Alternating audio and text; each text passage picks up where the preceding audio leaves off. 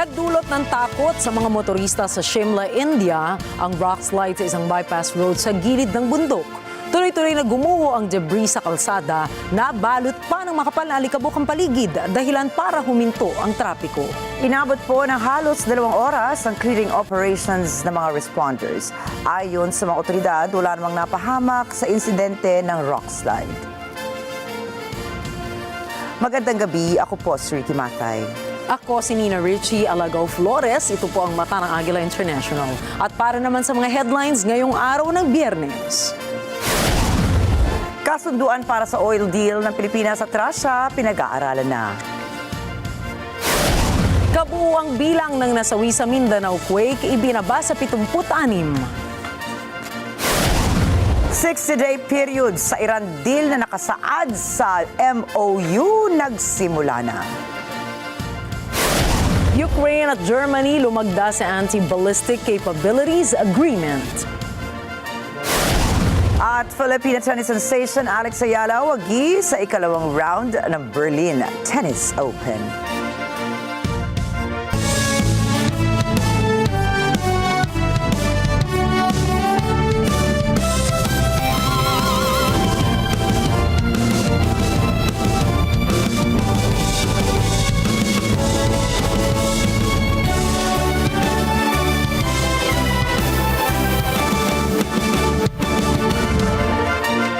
Pinag-aaralan na po ng Pilipinas at ng Russia ang formal na kasunduang magtatatag ng formal na framework para sa oil cooperation ng dalawang bansa. Sa kabila po yan ng walang katiyakan sa langis at mga umuusbong na hamon dahil pa rin sa geopolitical tensions. Sa kabila nito, nilinaw ni Pangulong Ferdinand Marcos Jr. na wala pang formal na kasunduan ang nilagdaan sa pagitan ng Pilipinas at Russia ukol sa usapin sa natapos na bilateral meeting. Gayunman, binanggit ni PBBM na magkakaroon naman ng ad hoc basis na pag-supply ng langis ang Russia sa Pilipinas. Ibig sabihin, saka lamang makapag-aangat ng langis o makapag-aangkat ng langis ang Pilipinas sa Russia kung kinakailangan. Magugunitang noong Marso, dumating ang isang barko na may karga na 700,000 bariles ng Russian crude oil sa Pilipinas matapos magdeklara ang pamahalaan ng State of National Energy Emergency dahil sa sigalot sa gitnang silangan. Samantala, pinagtibay naman ni Russian President Vladimir Putin ang paglaya at pagpapauwi sa 24 na Pilipinong dinetines sa Irkutsk dahil sa umunoy immigration issues. Pinasalamatan naman ni PBBM ang Russian President sa ginawang pagtulong para maisakatuparan ang positibong resolusyon sa nasabing issue.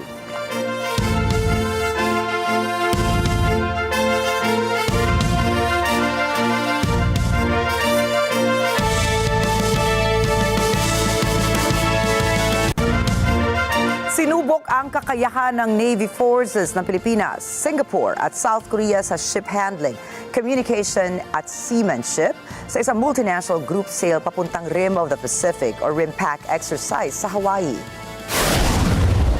Kasama sa War Games ang BRP Miguel Malvar ng Pilipinas, RSS Steadfast ng Singapore at ang amphibious landing ship ng South Korea na ROKS Chon Jabong.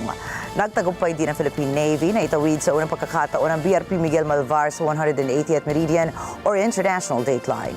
Ayon sa Pilipinas, pinatutunayan ang kanilang paglalayag ang kahandaan ng mga modernong sasakyang pandagat ng bansa sa mga integrated operations sa mga karatig o karagatang nasa labas ng teritoryo.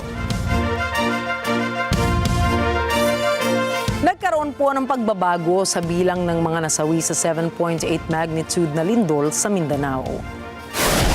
Sa updated na tala ng NDRRMC, mula sa 78 ay naging 76 na lamang ang bilang ng nasawi sa kalamidad. Ito ay matapos i-reclassify ng ahensya ang 4 na katao na dating naiulat na nasawi bilang missing. Habang may 2 katao naman ang bagong naitalang nasawi sa South Cotabato. Samantala, lumaki pa ang halaga ng pinsala na iniwan ng lindol sa Sarangani. As of June 19, nasa 1.36 billion pesos na danyo sa infrastruktura ang naitala matapos ang 7.8 magnitude na lindol sa Mindanao. Kabilang narito ang rehiyon ng Zamboanga Peninsula, Davao, Soc-Sargen at Barm.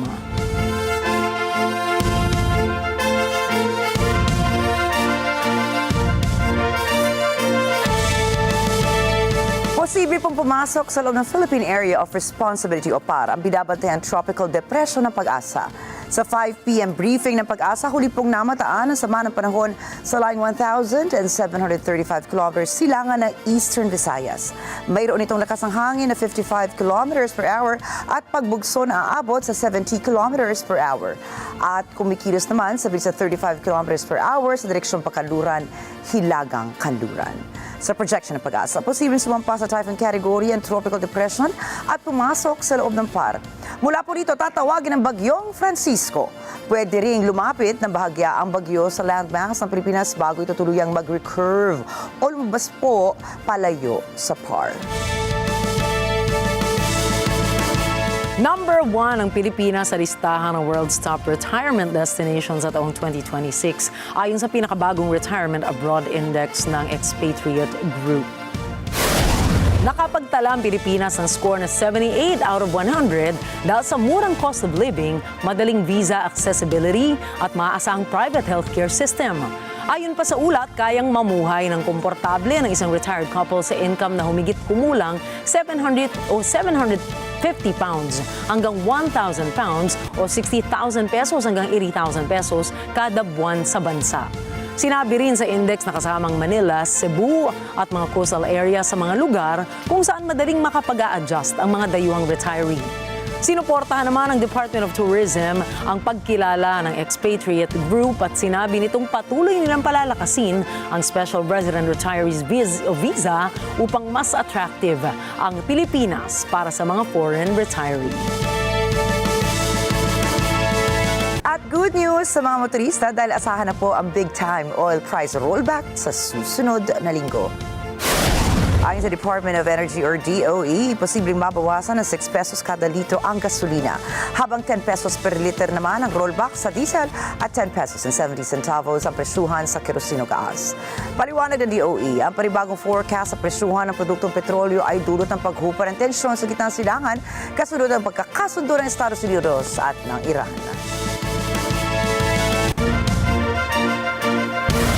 Susunod, 60-day period ng Iran deal nagsimula na. NATO, tiniyak na palalakasin ang kanilang alyansa.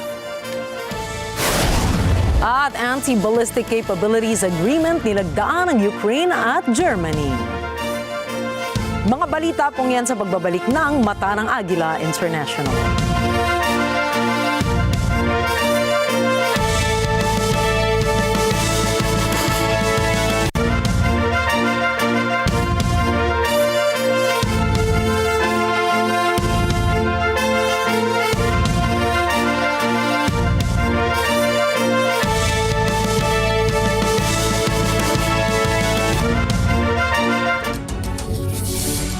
When a story starts with faith, it can only grow further and stronger. As time passes by, we learn about your story.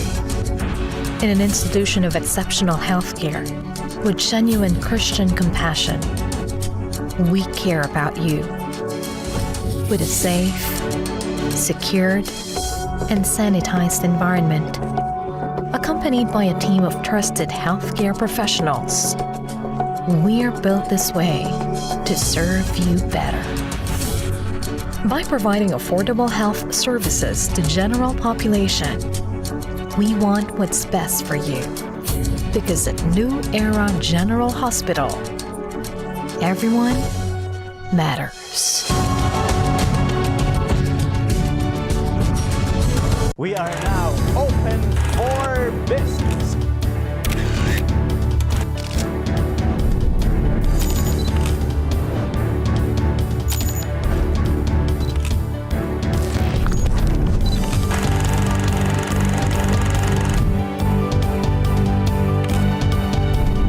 Open for Business with Cesar Vallejos, every Sunday, 9 p.m. Sunday 25. Street signs, receipts, money, time. Nothing works without numbers. But for some, numbers can seem almost meaningless. About 5% of people have dyscalculia, affecting how they understand and use numbers. Neuroscientists are now uncovering the brain processes behind it, insights that could lead to better diagnosis, interventions, and support. This time around on Tomorrow Today. Welcome to DW's Science Show.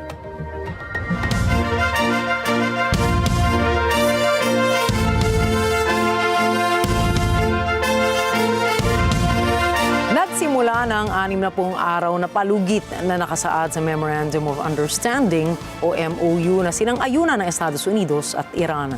Rosel Feria para sa balita. Opisyal na nagsimula ang 60-day window na nakasaad sa MOU sa pagitan ni Pangulong Donald Trump at ng mga lider ng Iran. Sa White House, sinabi ni Vice President J.D. Vance na nag-umpisa na ang countdown tungo sa isang potensyal na pangmatagalang kasunduan. I would say the 60-day period officially started today. It was signed late, and it may have even been signed technically, because of the time shift. I think it's signed technically today, Iran time. So, yes, the deal started yesterday. We're going to start the 60-day clock today. Inihinto ng pansamantalang kasunduan na nilagdaan ni Trump at Iranian leaders ang pinakamasalimuot na mga issue para sa susunod na yugto ng negosasyon. Isang pangunahing alalahanin ang kinabukasan ng pangangasiwa ng Strait of Hormuz, isang kritikal na ruta para sa pandaigdigang langis. Matatanda ang sinarahan ng Iran ang naturang lagusan na ikinagambala ng kalakalan sa enerhiya. Binigyang diin ni Vance ang posisyon ng US sa sandaling mapasuna ang 60 araw na palugit. Anya, dapat manatiling bukas ang strait at hindi maniningil ng toll. Sinabi ni Vance na matutukoy sa huling negosasyon ang mga detalye ng pangmatagalang kasunduan. Sa kabila nito, nangangamba ang analyst na mareresolba ng Washington at Tehran ang kanilang mga issue sa loob ng 2 buwan. Sa memorandum, nakasaad ang balangkas para sa mga pag-uusap, ngunit walang garantiya na maikakasa ang pinal na resolusyon.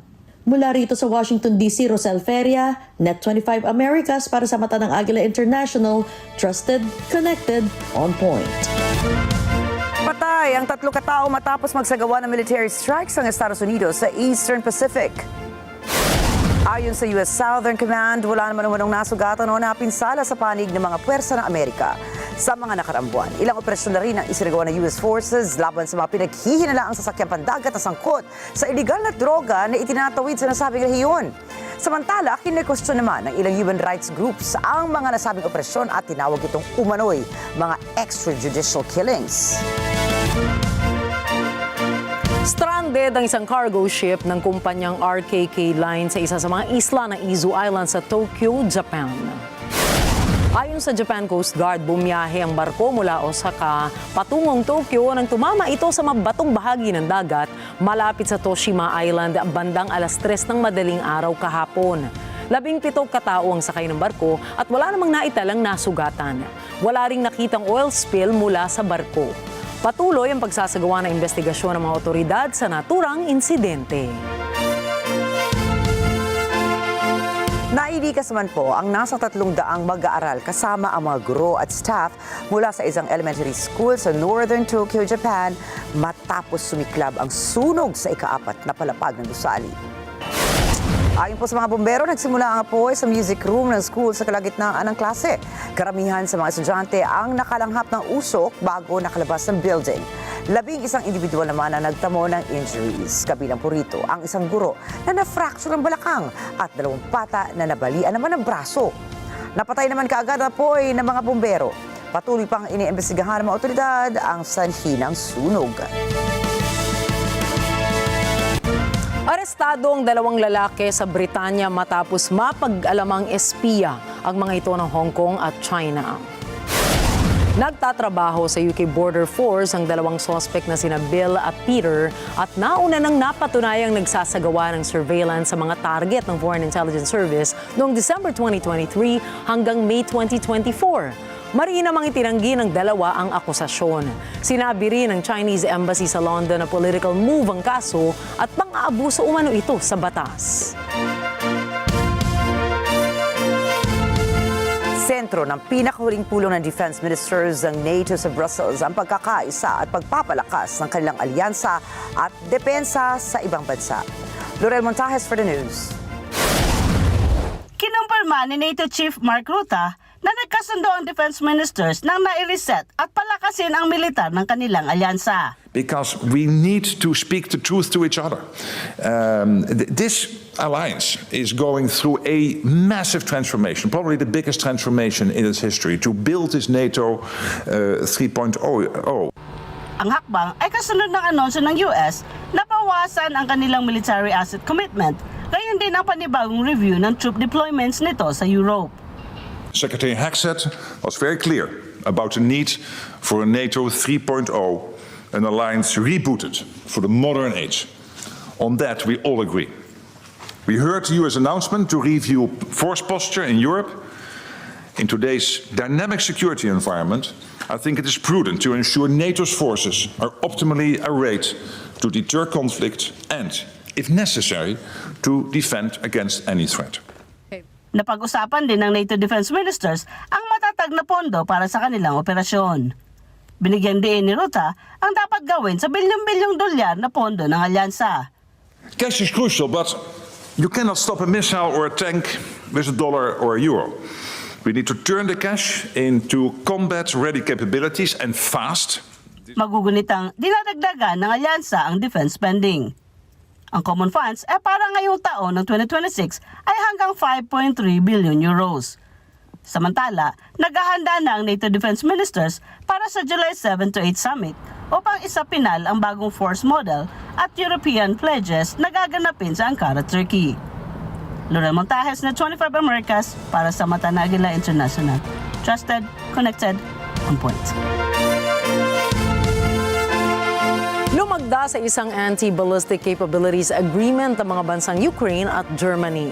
Hinimok ni Ukrainian President Volodymyr Zelensky ang iba pang mga kaalyado sa kanluran na sumali na rin sa inisyatibo at tumulong magdala ng konkretong mga resulta bago dumating ang taglamig. Si Anak Kui para sa report. Pagsasamahin sa anti-ballistic capabilities agreement ang mga teknolohiya ng Ukraine at Germany para palakasin ang kakayahan sa missile defense.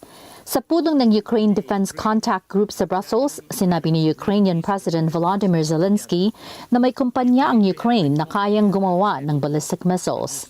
Nananawagan siya sa koalisyon na tumulong sa naturang pagsisikap. We invite all countries to contribute to these common efforts as much as possible. Our anti-ballistic coalition, all the countries that are part of it, must demonstrate full capability and deliver real results. Better this year.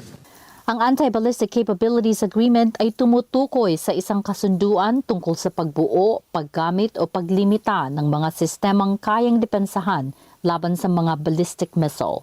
Mga missile na lumilipad sa mataas na arko bago bumagsak sa target.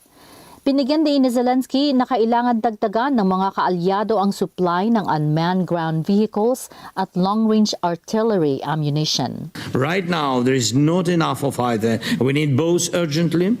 The funding being allocated for this is not enough. The quantities Europe is producing are not enough. What the Ukrainian army is receiving is not enough. Nanawagan din ng Ukrainian leader ng karagdagang financial mechanisms para suportahan ang Ukrainian military na bagamat malakas ay hindi pa rin napapahinto ang gyera ng Russia. So our long-range sanctions are hitting Russian oil facilities, refineries very, very effectively. And Russia is already facing fuel shortages, and that federal budget revenues are falling significantly. And at the same time, our mid-range strikes are seriously disrupting Russian military logistics. But Putin is not stopping this war. Anak Kui para sa Mata ng Agila International, trusted, connected, on point. Naglaan ang pamahalaan ng the Netherlands sa panibagong pondo para sa Ukraine upang makabili po ito ng karagdagang drones at iba pang kagamitang pandepensa sa himpapawid. Inanunsyo ito ng Dutch government sa The Hague bilang bahagi ng patuloy nitong suporta sa depensa ng Ukraine laban sa nagpapatuloy na opensiba ng Russia. Ayon kay Dutch Minister of Defense Dylan, Yeshuryov. Hahatiin sa dalawang bahagi ang naturang pondo na 500 million euros or that's 580 million US dollars. Kalahati nito ay ilalaan para sa pagbili ng mga drones mula sa mga Dutch defense manufacturers. Habang ang natitira ay mapupunta sa air defense systems at iba pang arma sa ilalim ng Prioritized Ukraine Requirements List o PURL. Binibigyan diin ng The Netherlands ang kritikal ang sadatahan ng drone technology na kinakailangan ng Ukraine para sa surveillance, reconnaissance at precision strikes. Sa kasalukuyan, nasa 1 billion euros na ang kabuuang kontribusyon ng The Netherlands para sa nasabing inisyatibo. Mas gugustuhin ni United States President Donald Trump na huwag nang i-renew ang trade agreement ng Estados Unidos, Mexico at Canada. Gayunman, sinabi nilang bukas pa rin siya na pag-usapan ang panibagong kasunduan. Si Cherry Recolizado para sa balita. Iginiit ni Pangulong Donald Trump na mas mapapabuti ang Estados Unidos kung wala na ang US-Mexico-Canada Agreement o USMCA. Ito ang trade pact ng tatlong North American countries. Ayon kay Trump, mas gusto niyang hindi na i-renew ang kasunduan sa panahong kailangan na itong suriin. Well, it's not something that's, to me, I think it's better without it. I mean, to be honest with you, I'm not a big fan of it. I liked it because it got us out of NAFTA. In other words, after 6 years, you had a clause that got us out of NAFTA. That's the thing I liked about it most. We do better without an agreement. Anya, mas makikinabang ang US sa ilalim ng ibang trade arrangement. Gayunman, sinabi niyang bukas siya sa negosasyon kung kailangan. I would rather not have the agreement, but I may sign it. Right. But we do better as a country if we don't have an agreement. So, on top of everything else that comes to, I would prefer not having an agreement, but I'm open to doing it. We'll see what happens. Itinatag ang USMCA noong 2020 at pumalit sa naunang North American Free Trade Agreement o NAFTA. Nakatakda ito para sa isang joint review ang tatlong bansang sangkot ngayong 2026. Ang mga pahayag ni Trump ay sa harap ng paghahanda ng Washington, Ottawa at Mexico City para sa pag-uusap ukol sa kinabukasan ng Regional Trade Framework. Sakop nito ang daan-daang bilyong dolyar na taunang kalakalan sa North America. Cherry Recolizado, Net25 Americas, para sa mata ng Agila International, trusted, connected, on point. Inendorso ni US President Donald Trump si Colombian right-wing outsider candidate Abelardo de la Espriella bago ang eleksyon ngayong linggo. NJ Guzman for the news. Suportado pa rin ni Pangulong Donald Trump si Colombian hopeful Abelardo de la Espriella na unang ipinahayag ni Trump ang suporta niya kay de la Espriella matapos ang unang round ng botohan noong May 31. At matapos niyang ulitin ang pag-endorso kay de la Espriella kamakailan, sumunod si Argentine President Javier Milei sa X noong Miyerkules.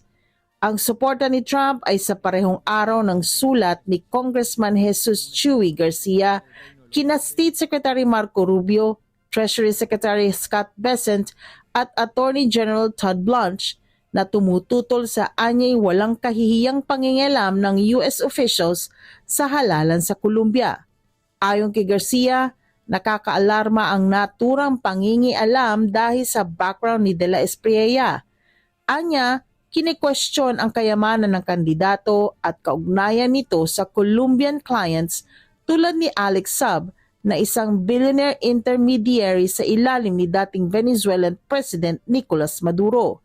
Sa kasalukuyan, nahaharap si Maduro sa federal criminal charges sa Florida dahil sa umano'y pag-launder ng milyong-milyong dolyar.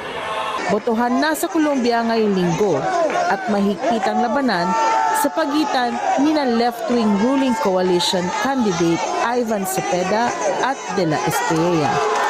NJ Guzman, Net25 Americas, para sa mata ng Agila International, trusted, connected, on point. Susunod, money laundering ng criminal gang na Rende Aragua, arestado. Bolivia nahaharap sa matinding shortage sa pagkain, gamot at krudo. At United Arab Emirates nagtakda ng minimum age para sa paggamit ng social media. Mga detalye po ng mga balita niyan at iba pa mga balita sa pagbabalik pa rin ng Mata ng Agila International.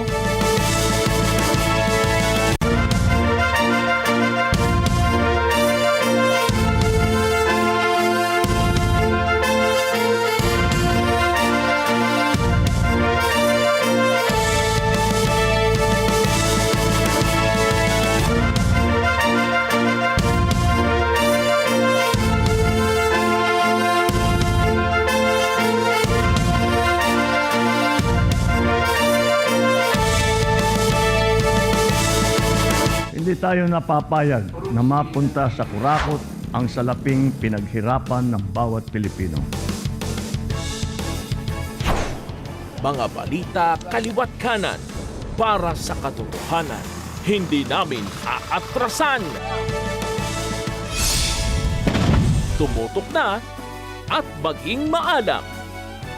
Bata ng Agila. Weekend tuwing Sabado alas 4 ng hapon. Dito lang sa Net 25. Let's net together sa Net 25. Sa Net 25. Be your own health advocate by turning into your own expert. We are your coach. Without any fiction and with lots of facts. Be active in a clever way. In good shape.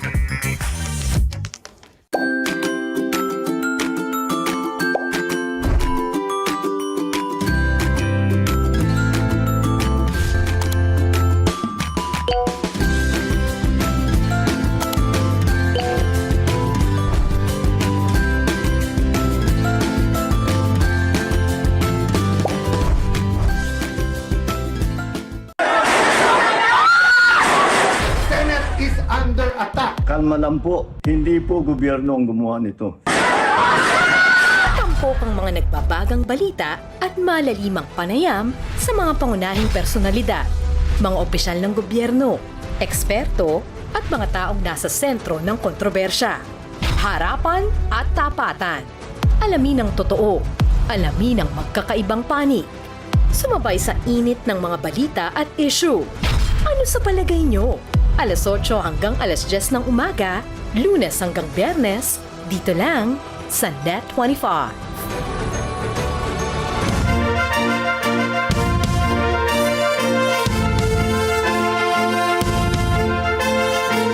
Patay po ang libo-libong katao sa Africa noong isang taon bunsod na matinding init ng panahon at iba pang climate-related events. Ayon sa World Meteorological Organization, mas mabilis na umiinit ang kontinente kumpara sa global average. Narito pa report ni Jeff Saridad. Dumugdag sa dahilan ng tumataas ng bilang ng wildfires ang mainit na mga temperatura at tagtuyot.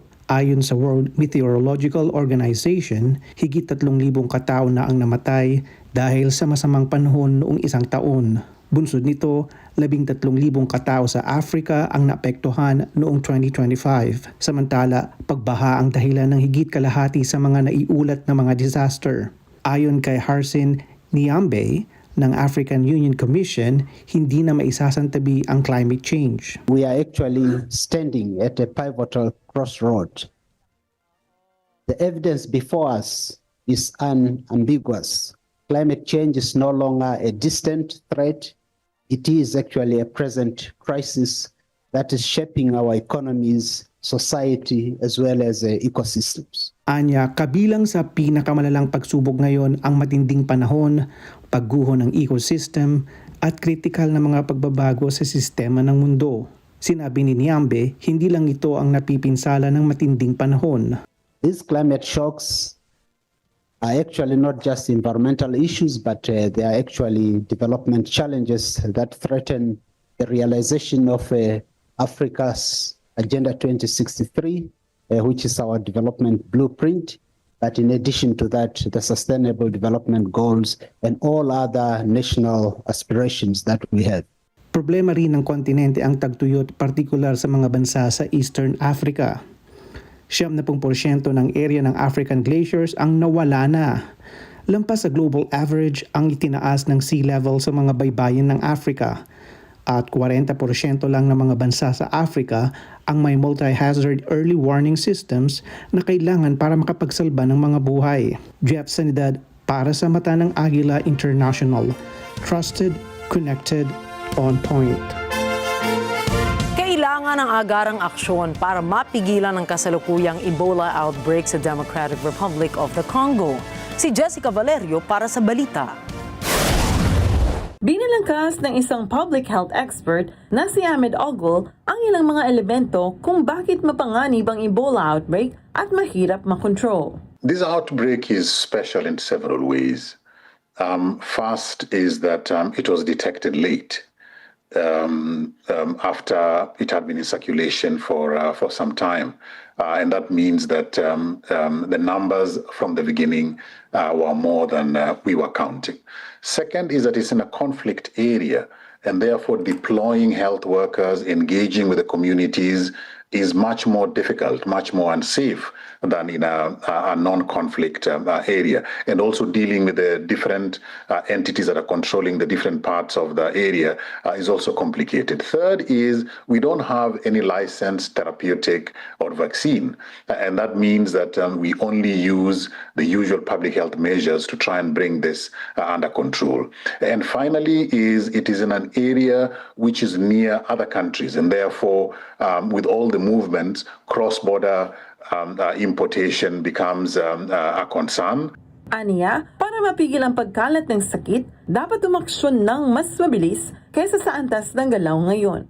Si Ogul ay President at CEO ng Village Reach, isang Seattle-based organization na nagde-develop ng mga programa para pagbutihin ang health outcomes sa Africa.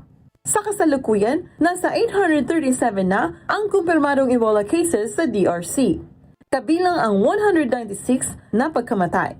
Para kay Ogul, pakikilahok ng komunidad ang prioridad ngayon. My advice that we need to do right now is community engagement. The community needs to be spoken to in the language they understand, context-specific messaging, and appreciating and accommodating their cultural practices. Jessica Valerio, para sa Mata ng Agila International. Trusted, connected, on point.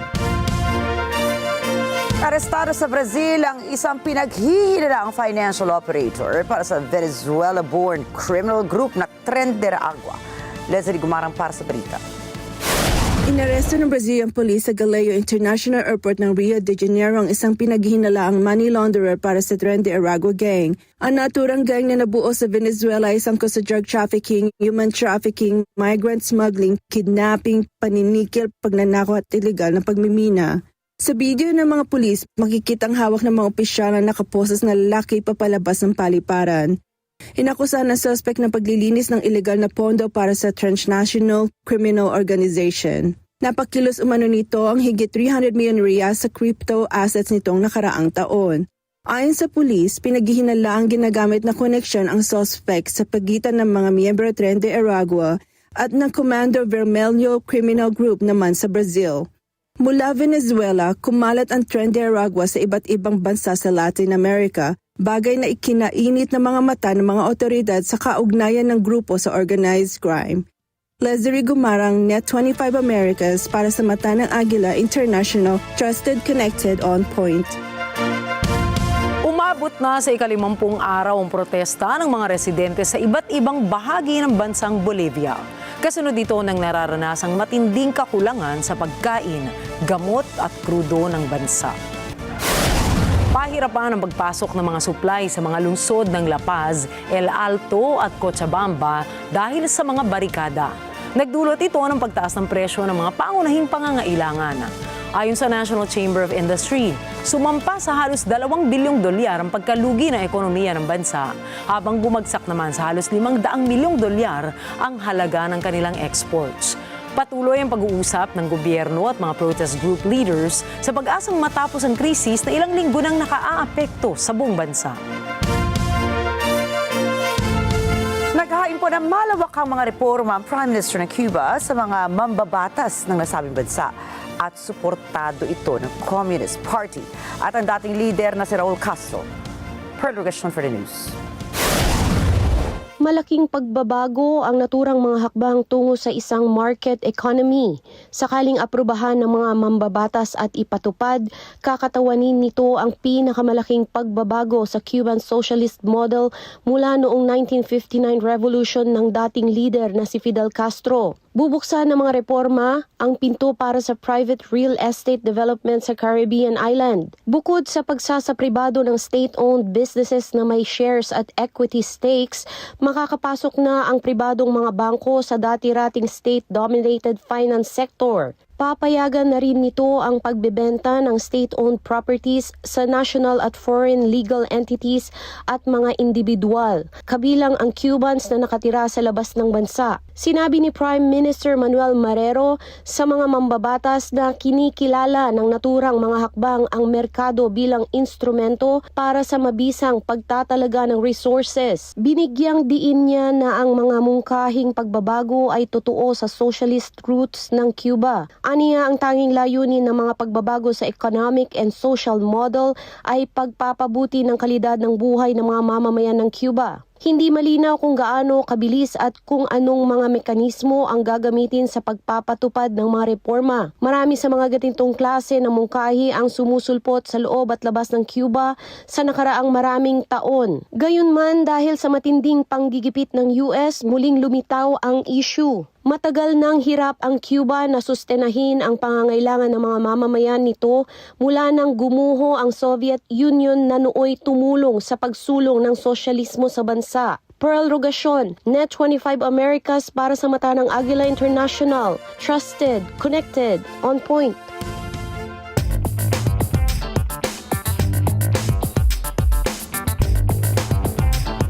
Magandang naging epekto ng natapos na pagpirma sa Memorandum of Understanding sa pagitan ng Estados Unidos at Iran.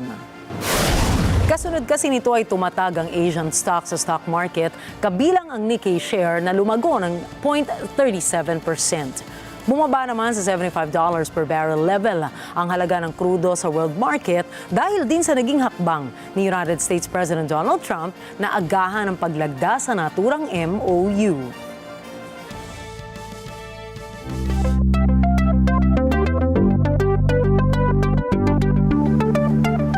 Nagtakda na ng minimum age para sa paggamit ng social media ang United Arab Emirates or UAE. Ito na rin ang kauna-unahang Arab country na nagpatupad ng naturang panuntunan.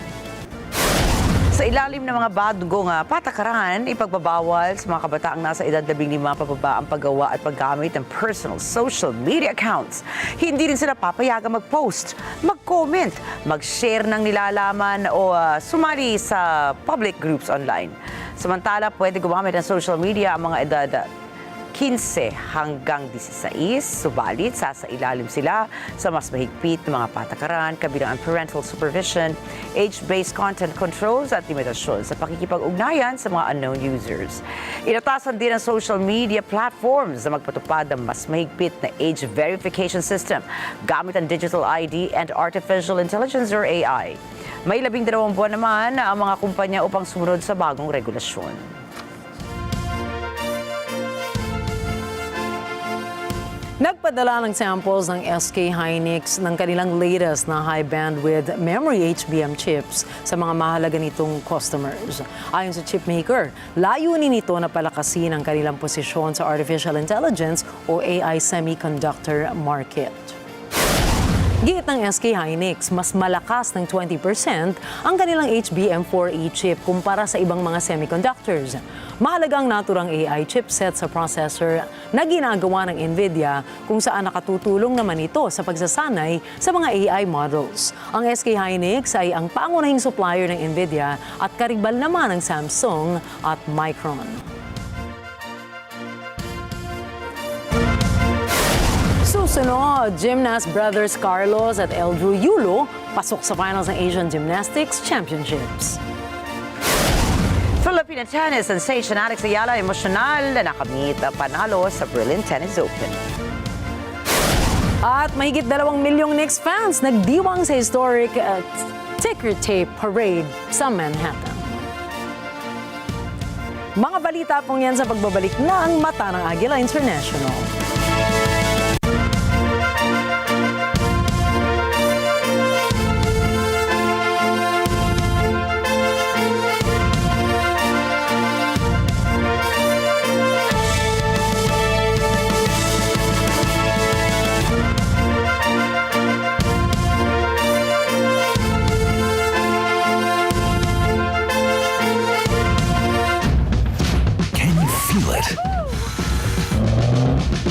Do you like it? Do you want it? So good! I love it! Okay, then buckle up, put the pedal to the metal, and let's ride.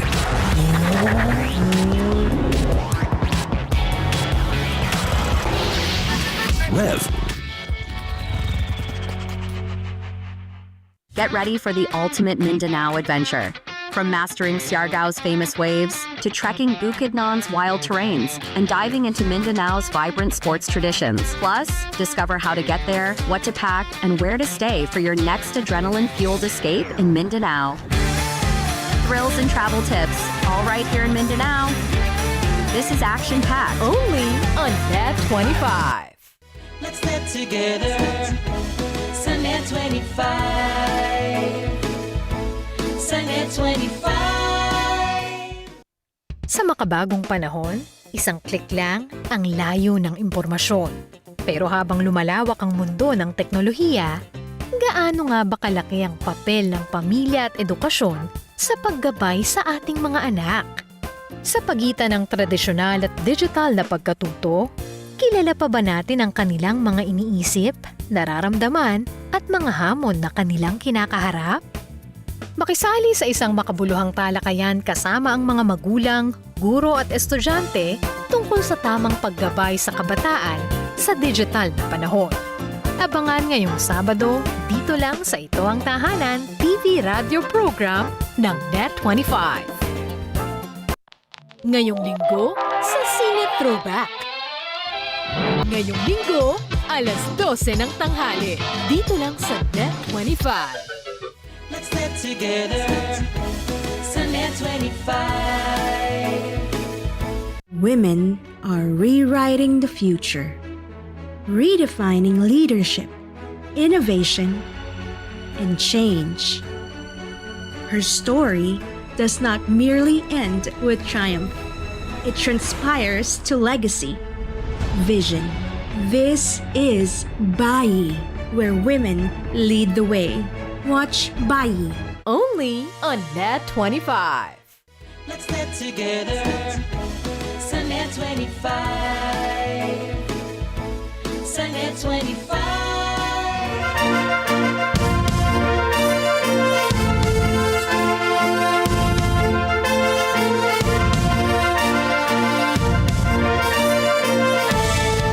Nagsimula ng matuklap ang pintura ng bagong renovated Lincoln Memorial Reflecting Pool. Sa kabila po yan ng pagsasaayos ng administrasyon ni Trump, ay nilumot pa rin ang nasabing pool. Mathay likes for the report. More problems at U.S. President Donald Trump's algae-infested reflecting pool. Now, Trump had the pool drained and repainted earlier this year at a cost of nearly $15 million. Earlier this week, the pool's water turned green because of algae growth, not the expected dark blue after the paint job. Then, on Thursday, the paint started peeling away from the bottom of the pool. The National Park Service, which operates the National Mall where the pool is located, has not responded to a request for comment. Aaron Weiss, a visitor from Colorado, is not impressed. This very fancy vinyl coating in American flag blue, it didn't last a week before it's coming up here. And that's a shame because our parks deserve so much better than that. The Trump administration operates at the sweet spot of malice and incompetence, and this is just the incompetence on display. Weiss says the money would have been better spent elsewhere in the park system instead of wasting it on what he calls Trump's vanity project. Robert Dale, also from Colorado, agrees. I want my money back after seeing this. I think that it was a huge waste of money to begin with, and I think our resources could be used a lot better elsewhere. Trump has faced criticism for speeding past planning processes meant to preserve Washington's carefully designed appearances in his renovation program. His administration has dismissed it as partisan sniping while praising the real estate developer's design acumen. Thomas I. Likeness, Net 25 Americas for Mathay, Agila International. Trusted, connected, on point. Nagsilang ng kambal na panda cubs ang giant panda na si Qian sa Yanbei sa Sichuan Province, China. Ayon sa China Conservation and Research Center for the Giant Panda, ang dalawang panda cubs ang kauna-unahang ipinanganak sa kanilang captive population ngayong taon. Sinabi ng mga tagapangalaga na parehong lalaki ang mga cub at nasa mabuting kalusugan ang mga ito.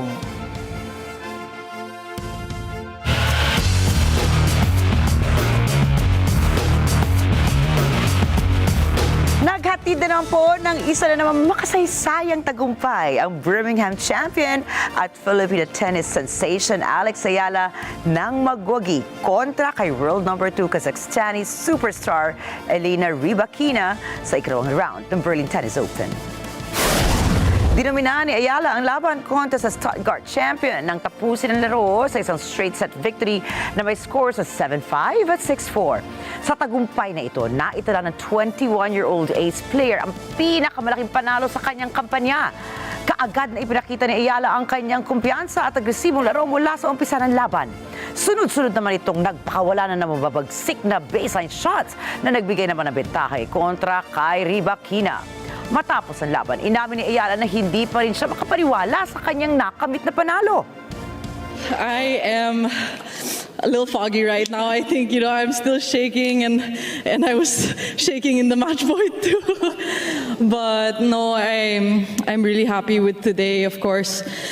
It could have gone either way. I think there were really tight moments in both sets, and of course she's an amazing player, and yeah, she's the one to beat. So I'm happy to have been able to share the court with her again. You were so good to. Magpapatuloy naman ang ating kampiyon sa quarterfinals sa torneo kung saan susunod na nitong makakaharap si Italian Open champion and Ukrainian ace player Elena Svitolina. Gaganapin po ang kanilang laban ngayong gabi, Philippine Standard Time. Sina Philippine Gymnastics brothers Carlos at Eldrew Yulo ay sabay na umabante sa kanilang respective apparatus finals sa 13th Senior Artistic Gymnastics Asian Championships sa China. Mas naging espesyal ang kampanya ng Team Philippines dahil hindi lamang individual na tagumpay ang ipinakita ng Yulo brothers, kundi simbolo rin ng bagong henerasyon ng Philippine Gymnastics. Nagpakitang gila si Carlos Yulo, ang two-time Olympic gold medalist ng Pilipinas, matapos makapasok sa finals ng floor exercise, parallel bars at horizontal bar. Muli niyang pinatunayan kung bakit isa siya sa pinakamalalakas na gymnast sa Asia nang nadagdagan pa ang kanyang mga medalya sa Continental Tournament. Hindi rin nagpahuli ang nakababatang kapatid na si Carl Eldrew Yulo na sa kauna-unahang pagkakataon ay lumalaban bilang full-fledged senior gymnast sa parehong torneo kasama ang kanyang kuya. Sasabak naman si Eldrew sa finals ng horizontal at floor exercise. Malaking hakbang ito para kay Eldrew na matagal nang nangangarap na makasabay sa international stage ang kanyang kapatid. Sa New York, milyon-milyong fans ang dumagsa sa Lower Manhattan para ipagdiwang ang kauna-unahang pagkapanalo ng New York Knicks bilang NBA champions sa loob ng ilang dekada. Narito pa ang report ni Net 25 New York correspondent Bobby Soriano. New York City erupted in blue and orange as police estimated 2 million fans packed Lower Manhattan to celebrate the New York Knicks' first NBA championship in 53 years with a historic ticker tape parade. The parade began at Battery Park, rolling up Broadway through the famed Canyon of Heroes, where confetti rained down from skyscrapers and fans filled every viewing pen hours before the procession began. Police reported that all designated areas were at capacity before 8 a.m., with more than 10,000 NYPD officers deployed, the largest single event deployment in city history.